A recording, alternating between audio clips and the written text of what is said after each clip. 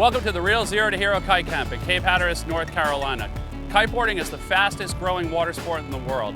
Every day you can see men, women, and children ages 6 to over 70 years old kiteboarding. Zero to Hero is a full immersion 3-day camp program taking students from rank beginner to self-sufficient kiters. The coaches at Real have been using Zero to Hero since 2001 to teach over 40,000 students worldwide. We've chosen Cape Hatteras for its shallow water, consistent winds, and access to the best lesson center in the world. We're at the beach and ready for ground control. Becky, you ready for ground control? I'm pumped. All right, let's get this set up and get going. So we're gonna go over everything we've got in the kite bag here today. We're also gonna review why we're here at this beach. So tell me, which way is the wind coming from? This direction. Exactly, that's side shore. You wanna kiteboard in side shore or side on shore as a beginner. Really important to make sure you pick the right wind direction. Also, you wanna have plenty of open space for flying your trainer kite. We have some open space here, Becky? We have plenty of open space. All right. No obstructions downwind, no people, nobody in the way. If you want to go fly a trainer kite at home, you can fly in a field, a football field, a park, open beach. Just make sure that you have plenty of open space. Okay. Let's review what we've got in the trainer kite bag. So today we're going to use a really simple, easy to use, open cell foil trainer kite. First, we're going to take a look at the kite. Let's roll it out. We're going to secure the trailing edge of the kite down with sand. Now, what's the first thing you notice about the trainer kite here? Big mess in the middle. Got it, bridle lines. Looks pretty messy, but if you leave the kite lines attached, they come out pretty easily. So let's have you take the green side, shake it out. Got the red side. No tangles, right? None. Okay, perfect. So this kite, you can notice here on the leading edge, it has all open cells, just like a parachute. So air is gonna fly in here, fill up the baffles, and that's what's gonna give you the kite some power and some structure. Using this trainer kite is gonna really help your skills, and the reason you wanna fly a trainer kite instead of your inflatable kite is because you're gonna crash it a ton, and it says no bladders, so nothing to puncture. Okay. We've also got a 2-line bar. 2-line is as simple as you can get.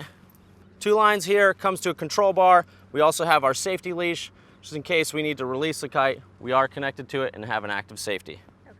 All right, so let's pack this up, walk downwind, and go set it up to fly.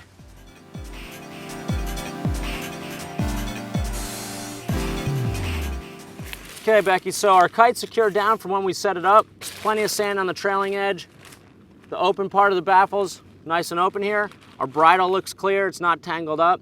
We wanna untwist the lines, so we're gonna walk in between the lines. So how we're gonna do this is lines in each hand. We're just gonna walk back and untwist those lines, okay? I'm gonna have you do it. Grab both the lines.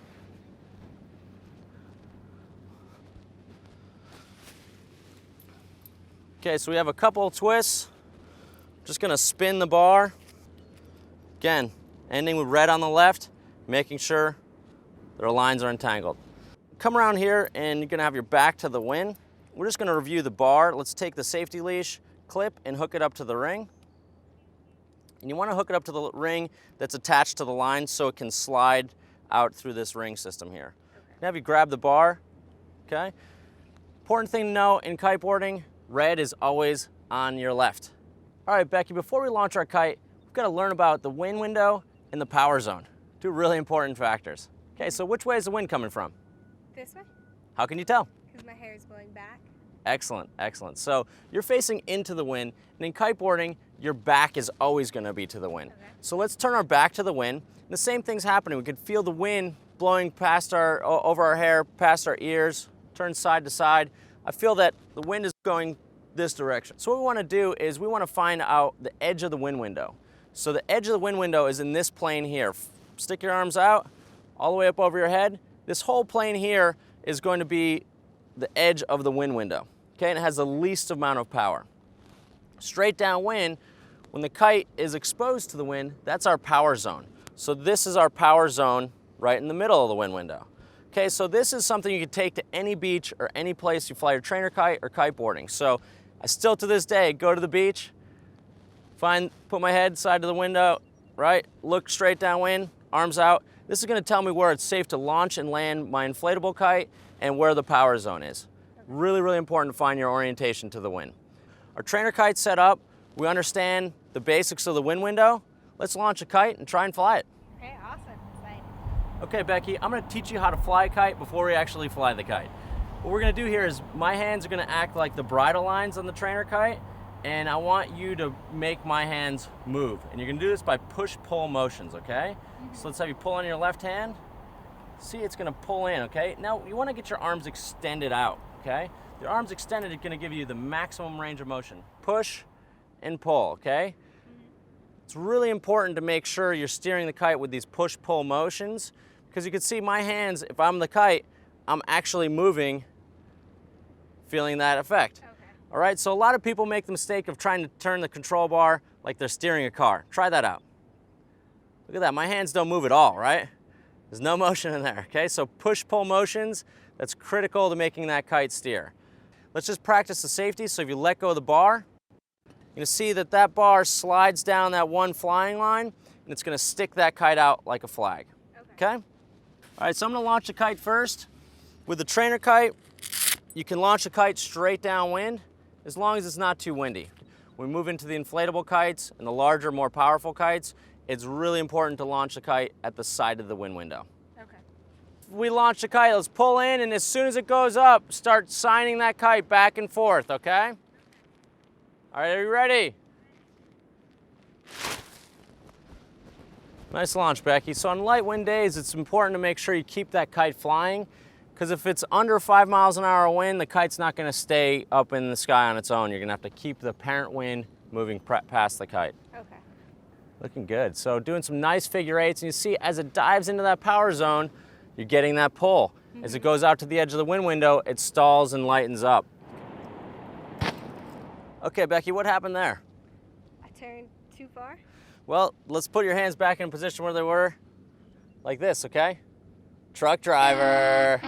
All right, so remember, we want to put your hands side by side, push-pull motion, okay? So you saw when you went to the truck driver, the kite was started to go down to the left.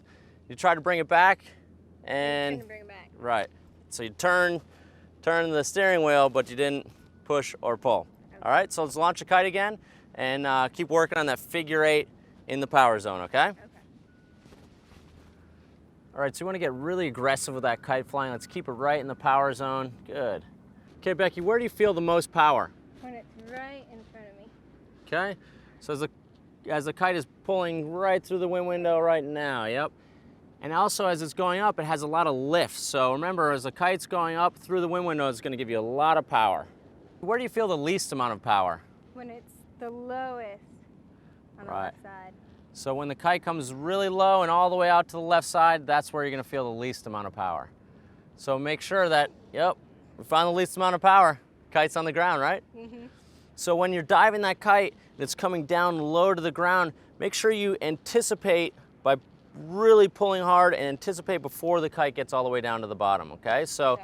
remember, the kite's always one step behind you, so pull as the kite comes down to the bottom of the wind window, pull really hard, get it to scoop back around and all the way back up to 12 o'clock in the neutral position over your head. Okay. All right, let's light the kite up back up, and then we're gonna start moving with the kite, all right? Okay. All right, Becky, now comes the fun stuff. Now it's time to generate power in a direction. So far, we've been generating power straight downwind with the figure eight going straight downwind. What we wanna do is we wanna take our wind window and divide it in half. Okay, so we're gonna take the figure eight, turn it on an angle, and fly it just in the left side of the wind window. By flying in the left side, it's gonna pull you going left.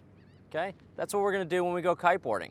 Next step, once we get that down, we're gonna actually move with the kite and have it pull us in a direction, and that's when the wind window starts to move with you. All right, Becky, great kite flying. So we've got the kite flying in the left side of the wind window. Now let's start to move with the kite, okay? So as you dive it down, pull the kite back up. As it's generating pull, start walking with the kite. There we go, good. Up, up, there you go. Bring the kite all the way up to 12. There you go, down, good. So you see the wind window is now moving with you. Okay, we're still flying the kite in the left side of the wind window, but we're moving with it. And all of a sudden the power is starting to become a little more consistent as you're flying the kite. Okay, let's bring the kite up to 12. Now let's fly the kite in the right side of the wind window and move back to the right. Good, down, back up, left pull, good, there we go, all the way back up to 12. It's really important to go all the way back up to 12. Left pull. Ready for the final section of ground control. Ready. We're gonna do mock board starts. And this is gonna teach you how to roll up on the board. It's a really important lesson to learn. So what you wanna do is take the kite 12 o'clock. From there, you wanna dive the kite really hard right into the power zone. As the kite comes through the power zone, you stand up.